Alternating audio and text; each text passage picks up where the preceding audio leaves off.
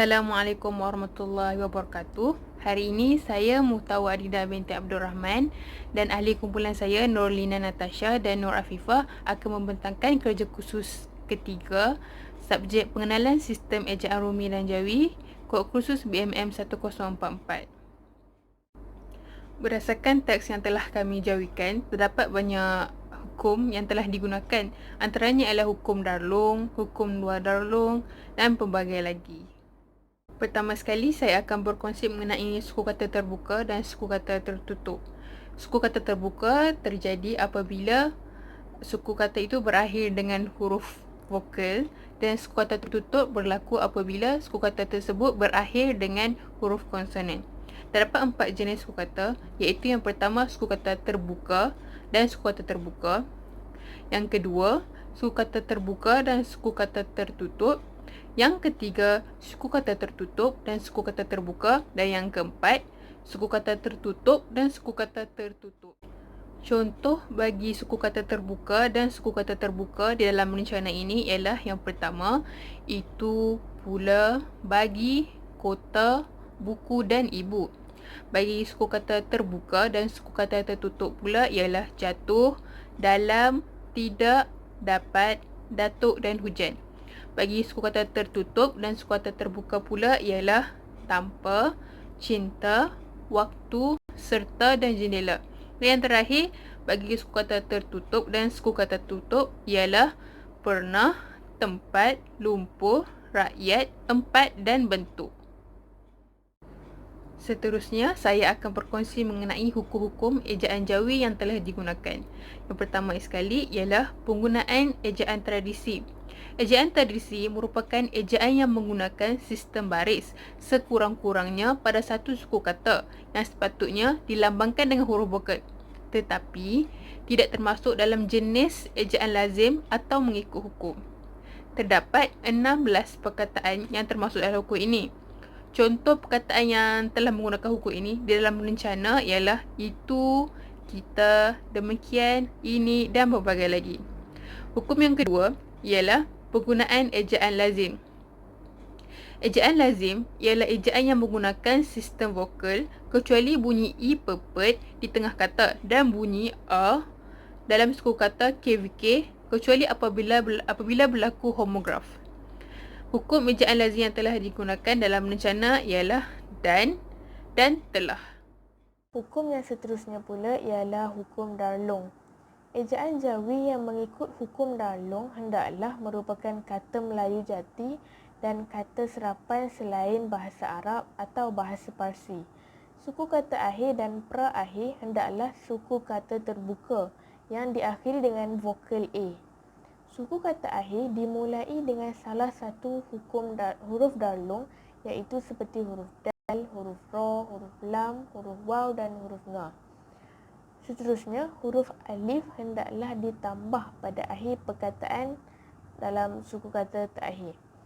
Perkataan yang telah menggunakan hukum Darlung dalam rencana ini ialah seperti semua, jendela, kuala dan bahawa. Jika dapat dilihat, pada empat-empat perkataan ini terdapat penambahan huruf alif pada suku kata terakhir dalam perkataan tersebut. Contohnya, perkataan semua dieja dengan dalam tulisan Jawi iaitu sin, mim, waw, alif. Terdapat penambahan huruf alif pada suku kata terakhir dalam perkataan tersebut. Seterusnya pula ialah hukum luar Darlung. Hukum luar Darlung adalah berdasarkan syarat yang sama seperti hukum Darlung. Namun, suku kata akhir hukum ini hendaklah selain daripada huruf-huruf Darlung. Seperti yang dikatakan tadi, huruf-huruf Darlung adalah seperti huruf dal, ra, lam, waw dan nga. Tetapi dalam hukum luar Darlung hendaklah selain daripada kelima-lima huruf itu tadi. Mengikut hukum ini juga, huruf alif tidak diletakkan pada akhir suku kata kecuali berlaku homograf iaitu persamaan dari segi ejaan namun sebutan yang tidak sama. Contoh perkataan yang menggunakan hukum ini dalam rencana ialah seperti baca dan kuasa. Kedua-dua perkataan ini jika dieja, contohnya bagi perkataan baca, dieja dengan ba alif ca. Tidak ada huruf alif pada suku kata terakhir, iaitu pada huruf ca, dan hanya dibiarkan ca itu begitu saja dan disebut sebagai baca. Seterusnya pula ialah penggunaan kata ganda. Dalam tulisan Jawi, angka 2 turut digunakan untuk menulis perkataan berganda keseluruhan. Tetapi dalam konteks ini adalah lebih digalakkan untuk menggunakan tanda sempang, iaitu seperti tanda dash dalam ejaan bahasa Melayu. Bagi perkataan yang hanya diulang pada sebahagian kata sahaja, tidak boleh digunakan tanda sempang. Contohnya seperti perkataan semata-mata, tidak berlaku sebarang penggandaan keseluruhan, jadi tidak boleh diletakkan angka 2 dan perlu diletakkan sempang. Contoh penggunaan kata ganda dalam rencana ini ialah seperti kanak-kanak dan baik-baik. Jika dapat dilihat, bagi kedua-dua perkataan ini, terdapat tanda sempang di antara perkataan dalam keseluruhan frasa tersebut. Seterusnya pula ialah penggunaan huruf G pada akhir perkataan bahasa Melayu. Perkataan dari bahasa Melayu yang menggunakan huruf G akan digantikan dengan huruf Qaf dalam tulisan Jawi pada akhir perkataan. Contoh penggunaan huruf G pada akhir perkataan yang terdapat dalam rencana ialah bentuk, untuk, bertajuk dan kanak-kanak. Jika dapat dilihat, pada empat-empat perkataan ini ditulis huruf Qaf pada akhir perkataan tersebut bagi menggantikan huruf G dalam bahasa Melayu. Hukum ejaan Jawi yang ketujuh ialah penggunaan kata pinjaman bahasa Inggeris.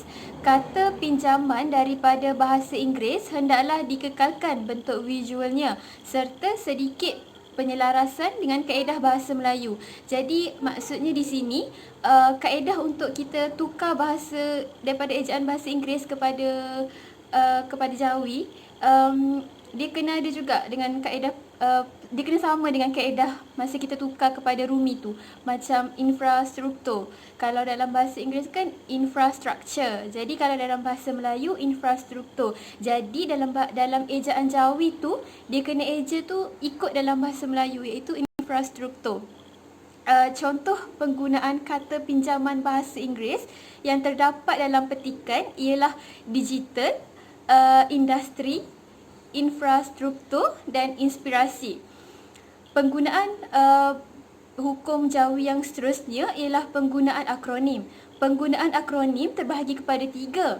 Yang pertama, akronim bagi perkataan dalam bahasa Melayu hendaklah ditulis dengan huruf tunggal Jawi. Akronim jenis yang kedua, akronim bagi perkataan dalam bahasa Inggeris hendaklah dieja dengan huruf Rumi tersebut. Contohnya PLO. Jadi kita kena eja satu-satu huruf. Contohnya P iaitu pa, ya, L iaitu lam mim dan O iaitu alif waw. Jadi akan jadi PLO.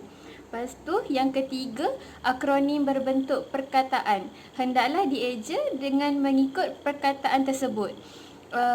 Contohnya macam UNESCO, Felda dan sebagainya. Jadi akronim yang telah digunakan dalam rencana kami tersebut ialah akronim berbentuk perkataan, iaitu UNESCO. Yang terakhir, hukum yang terakhir ialah penggunaan imbuhan. Penggunaan imbuhan ke dan di. Imbuhan awalan ke dan di yang mana kata dasarnya bukan di awalnya ialah huruf alif, maka imbuhannya tidak perlu dijarakkan.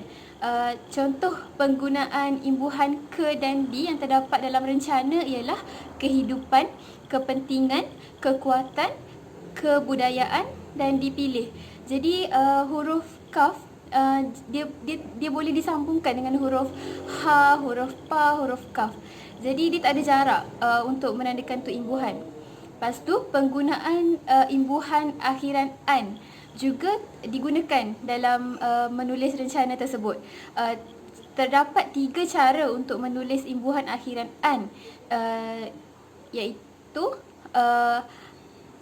Kalau akhiran an, kalau untuk ditulis pada kata dasar yang diakhiri dengan huruf waw, kita kena tulis alif nun. Kalau imbuhan tu berakhir dengan huruf alif, kita kena tulis an tu hamzah nun. Lepas tu kalau huruf akhir bagi selain daripada alif dan waw tu, kita kena tulis nun je sebagai an dia. Contohnya kalau yang diakhiri dengan huruf waw, persatuan, persekutuan. Jadi an tersebut perlu alif nun. Yang kedua, contoh yang kedua diakhiri dengan huruf alif, perpustakaan, pembudayaan. Jadi huruf imbuhan an kat belakang tu kita kena guna hamzah nun. Lepas tu yang terakhir, imbuhan an untuk selain daripada huruf alif dan nun, iaitu pemilihan, pertubuhan, pembangunan. Jadi an dekat belakang tu hanya tulis nun je. Jadi nun, jadi macam pemilihan tu jadi nun je. Lepas tu sekian sahaja daripada kumpulan kami. Sekian, terima kasih.